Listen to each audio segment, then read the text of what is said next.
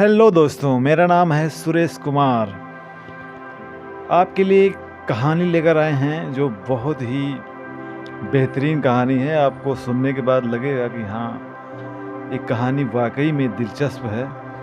तो किसी ने बहुत ठीक कहा है कि हम दीपक को तो फूंक मारकर बुझा सकते हैं, परंतु अगर बत्ती को नहीं बुझा सकते, क्योंकि जो महकता है उसे बुझाया नहीं जा सकता है और जो जलता है वह खुद ही बुझ जाता है।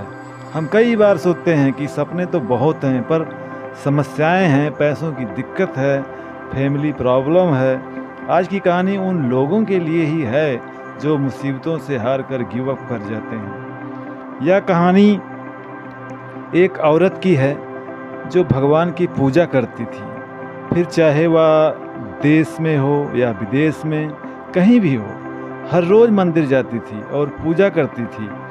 एक दिन वह पंडित जी के पास गई और बोली, पंडित जी, मेरी एक समस्या है।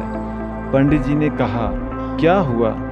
तुमसे किसी ने कुछ कहा क्या? वह बोली, यहाँ मंदिर में सब दिखावा करने आते हैं, कोई भी भगवान की भक्ति में लीन नहीं रहता। कुछ लोग तो मोबाइल ही चलाते रहते हैं, कुछ बस दूसरों की बुराई ही करते हैं, बस यही काम चलता रहता है मंदिर में। तब पंडित जी ने कहा, तुम एक काम करो, कल जब तुम मंदिर आओ तो पैदल ही आना, एक लोटे में जल भर कर लाना और 3 बार भगवान की परिक्रमा करना।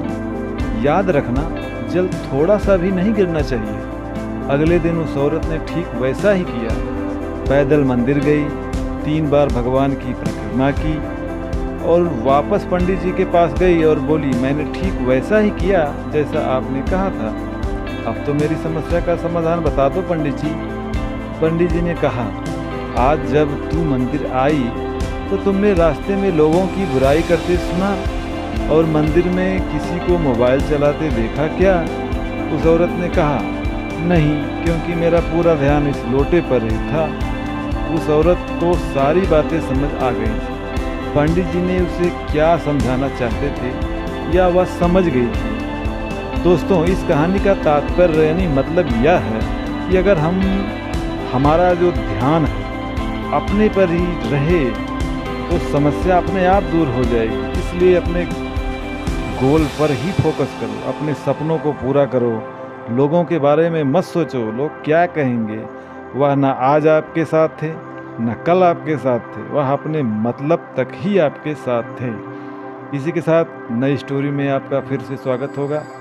तब तक के लिए शुभ रात्रि।